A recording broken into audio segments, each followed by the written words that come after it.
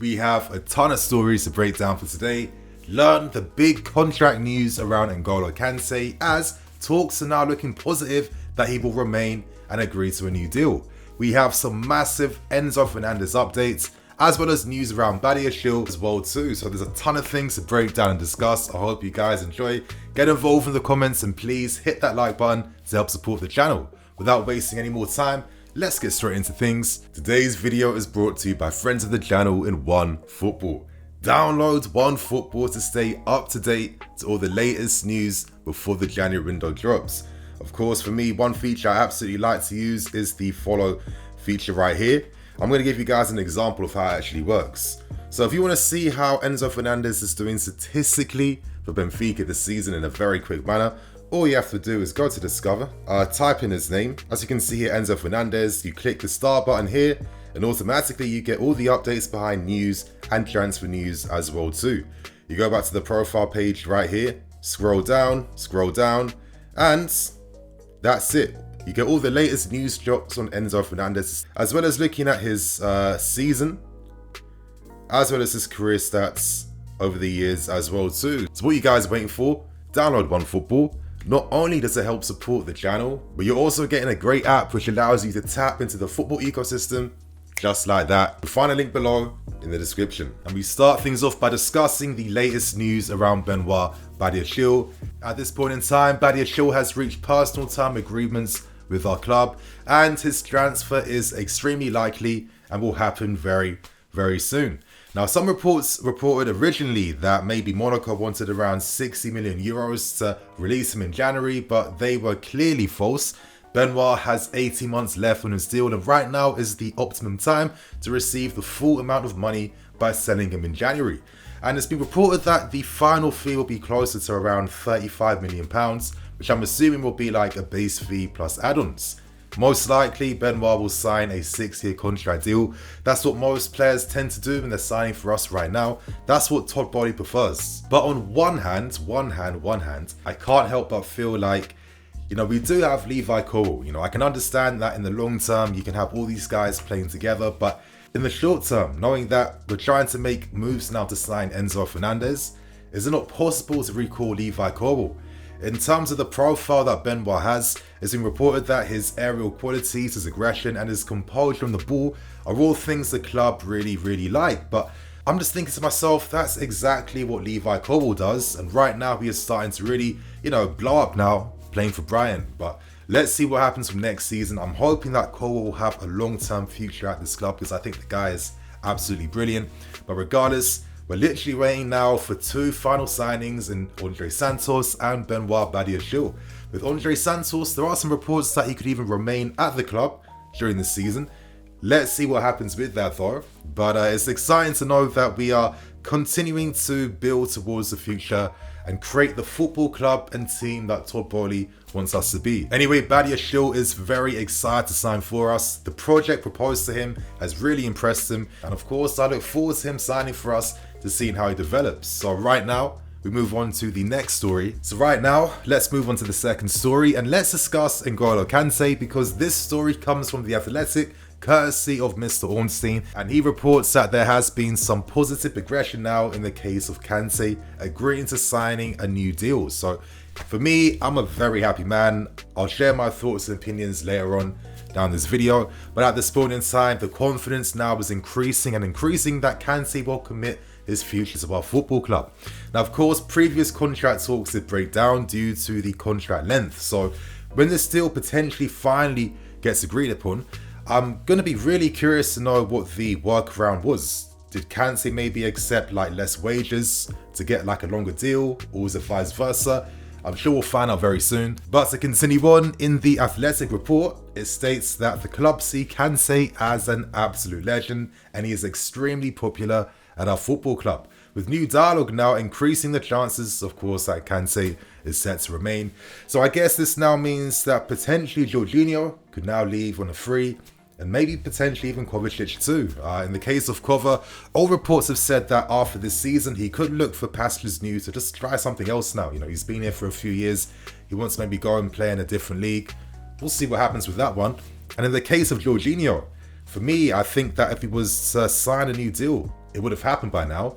But even so, I don't like the fact that if Jorginho was to leave, he'd leave on a free. I feel like, if anything, if he is set to go regardless, sign him to a new contract and then sell him for transfer profit, because you'd have a ton of clubs looking to buy him if you wanted to allow him to leave, which I'm assuming must be the case if you're making moves to sign Enzo Fernandez in this window. Still though, as I've been saying all the time, you don't let N'Golo Kante leave unless you're guaranteed to know he will play at a lower level. How can you allow a player like Kante to leave potentially on a free deal to go and improve another team or one of your rivals? It makes no sense, and I do feel like sometimes on social media people can pick up on very small bits of information and then project all their opinions based on that info, and for me there was nothing statistically to show that there was a massive decline from N'Golo Kante. And what I've never understood is the fact that when many other players return back from injury, let's use Kovacic for example, it's always taken Kova a lot of time to come back to his best form. In my opinion, I still think he's still not quite fully there, yet there's no talks at all about Kovacic being on the decline and needing to go. So I don't understand why people are so hasty with suggesting that Kante should leave us. It doesn't make any sense. I mean, the guy is a unique player. There's not many players that can match his style, you know. Unique players like Kante, you have to appreciate them. And Kante is someone that helps you win titles. He helps you win the biggest trophies. We don't need Kante to play 60 games plus a season. As long as he can play at least 30 to 40 max playing top quality football, that's what we need him for. His experience is too vital for the squad, and if we're challenging for league titles and Champions Leagues, how can anyone feel comfortable about letting N'Golo Kante leave, who was like one of the key reasons behind winning silverware? It just makes no sense. So I'm a very happy man to hear this news. I guess this potentially means that we go for one midfield player, or in the summer we could even go in for another one depending on departures. So right now I guess we discuss the massive big updates on the saga of this window, and that's going to be who signs Enzo Fernandez. Now, this story has taken many twists and turns which were to be expected. I mean, when you're talking about a player that's worth over £100 million, you have to imagine that it won't be simple negotiations. But let's start with the latest report that came out literally like 2 hours from recording. It comes from Record Portugal, who are like a top tier Portuguese media source, and they report that Enzo Fernandez is inclined to leave Benfica in January to sign for us. That is promising news. Let's not get too gassed or carried away, because for me, I think the main thing with this deal now will come down to the structure. That is the important thing, and that's why I want to spend most of my time discussing things in today's video. Now, one of the big stumbling blocks we're facing now is financial fair play. You know, currently the club are assessing whether they could even afford to make a move for Enzo Fernandez right now, and if we do, could that potentially mean that we fall foul of FFP? So this is why we propose a deal of paying more than Enzo Fernandez release clause, in hopes of allowing us to pay for the deal in installments over time, which would allow us to fall within FFP laws. Let me just throw this in here quite quickly, but I do feel like in the year 2023, this year will be dominated by the club signing new sponsors and getting new deals to allow us to spend more within FFP regulations. I think that's what we need to do now. And obviously Todd Bowley has hired new people to boost the business at this football club. So let's see what happens from next year. Still though, Benfica naturally are playing hardball, and they're adamant that Enzo will only leave if his full release clause value is met. That's because they want to receive the money up front in one go. But for us, if we did agree to that, it would then mean that we fall foul of paying incredibly high taxes on top of this deal, which makes things even more expensive. So I guess the question is, what do we do now to raise the funds? You know, could we sell players to allow us to, increase the value of our bids? Or could Benfica, of course, soften their stance a little bit if we can find agreeable installment terms to get this deal over the line? Now, I'm only giving my personal guess and opinion, it's based on nothing, but I don't know, could Benfica really say no if we were to offer, I don't know, let's say 50 to 80, 90 million up front, plus add-ons on top? I'm not too sure, because realistically, I just don't think that most clubs in the summer will want to spend that type of money on Enzo, knowing that there's tons of midfield players that become available in that market. Regardless though, Benfica literally just signed Enzo at the start of the season, so to think that they could flip him for like 5 times the value in less than 6 months is absolutely insane. But still, let's see how this story progresses. If we can't reach an agreement in January, In my opinion, I'd like to think at least we could sign a pre-agreement for the summer like we've done many a time at this football club. There have been some very interesting updates coming out throughout the day. I want to talk about a comment that came from Rui Costa that was reported by Italian DAZN, and in the quotes, Rui Costa says, we don't want to give up on Enzo Fernandez in January, but we are willing to please the boy in the event of a 120 million euro offer. Now, literally a few hours after that, there was an official statement released by Benfica's website literally disclaiming that story, saying that it was false, it was made up, and the statement said that they're still relying upon counting on Fernandez during the season. But for me though, the fact that they're releasing statements like this, I feel like they're very insecure type of statements, which is giving me a bit of confidence now that something could happen and hopefully a deal can get sorted. Now, to continue on with the updates that have been coming out throughout the day, at this point in time, Benfica are working on 2 potential deals from Argentina.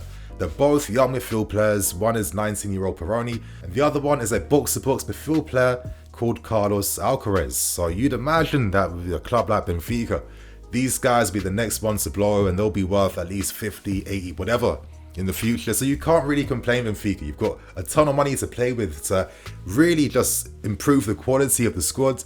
And then in the future, these guys will be flipped on for even more money. Now, let's go back to Fernandez, and Benfica's play for the player is they're hoping that he'll sign a new contract. So in this new contract, they would have a new release clause set at 150 million euros, a massive pay rise, of course, to help soften the blow. But realistically, I think that if you're agreeing to deals like that, that could definitely not work in your favor in the long term. I don't think you should accept something like that. Normally in football, when you have momentum on your side, you need to take advantage of that momentum, because in the long term, if anything happens, it will safeguard you and give you that protection. Now, many Portuguese reports have confirmed one thing about the story, and that's the fact that it seems like this whole transfer saga is in the hands of Enzo Fernandez. Ideally, he gets final say. For me though, I think that as time goes on, it's going to be even harder for Benfica to resist our offer, especially if we can come back by offering, the most amount of money up front we can, plus add-ons to get this deal over the line. I'm really excited to see how this story continues to progress. It's definitely the story to watch out for in this window. And let's hope that in the end, we're the winners that sign Enzo Fernandez. So right now, let's end things by discussing another big report, and that's on the future of Moises Caicedo. So regardless, you guys, they're all the latest stories that have dropped today. Tons of news coming out. January window approaching very, very soon. The stories will continue to intensify, and make sure you guys stay tuned to BlueLionsTV to get the best updates on all things Chelsea news. So on that note, I'm Nini FC. This is BlueLionsTV. I'll catch you guys later with some more videos. Cool.